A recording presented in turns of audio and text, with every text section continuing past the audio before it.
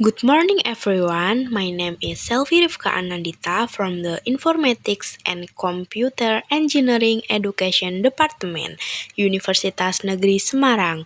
In this video, I will explain the types of cloud computing.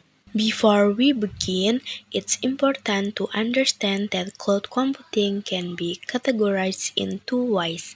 First, based on how the code is deployed, and second, based on the types of service provided.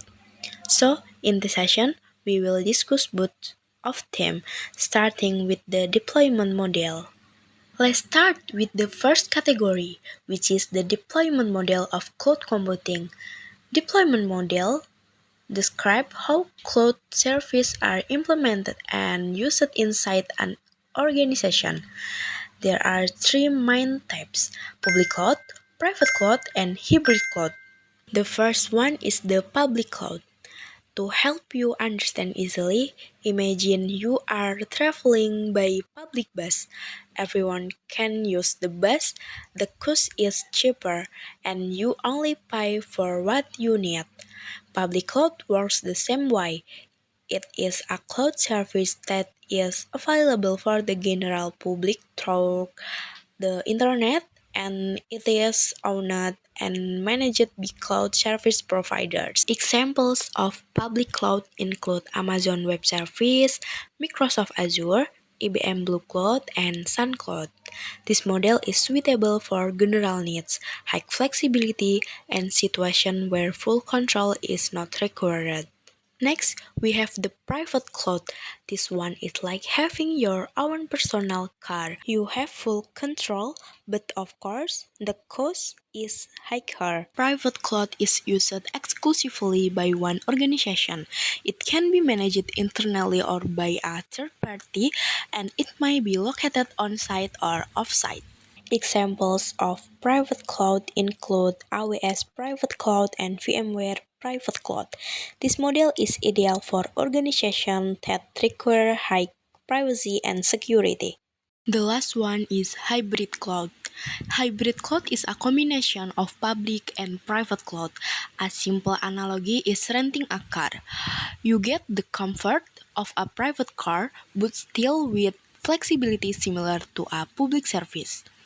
In practice, sensitive data is usually stored in the private cloud, while non-sensitive data for general applications are placed in the public cloud.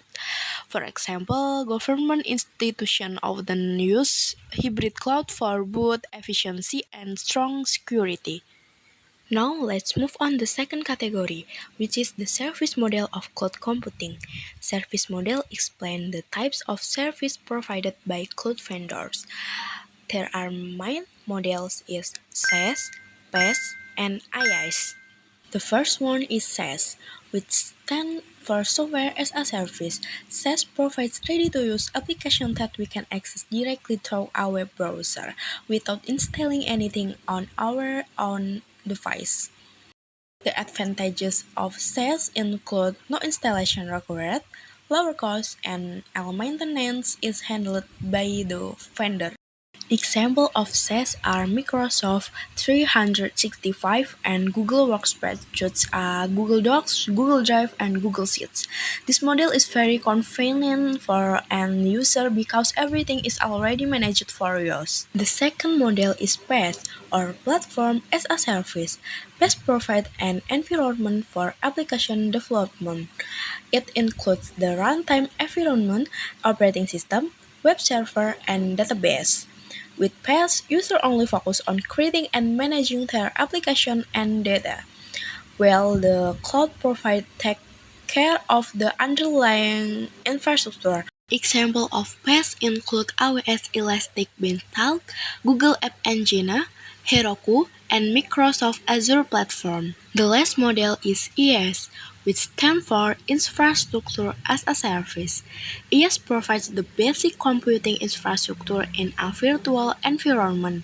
The resource offered typically includes storage, virtualization, servers, and networking. In this model, the provider manages the main infrastructure, while users are responsible for application, data, runtime, and middleware.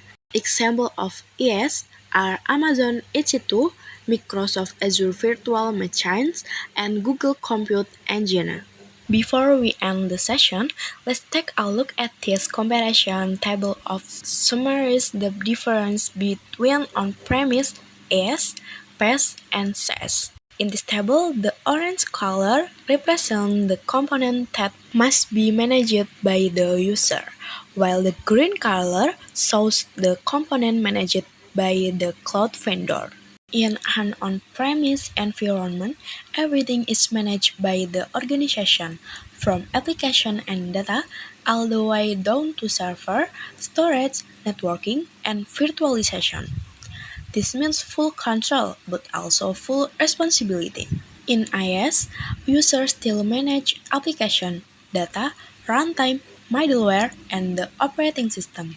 However, the vendor manages the infrastructure layer such as virtualization, server, storage, and networking.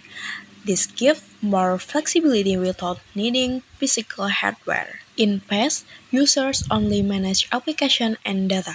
All other components, including runtime, middleware, the operating system, and the entire underlying infrastructure, are handled by the provider. This model is ideal for developers who want to focus on building applications. In SaaS, all components for application down to networking are fully managed by the vendor.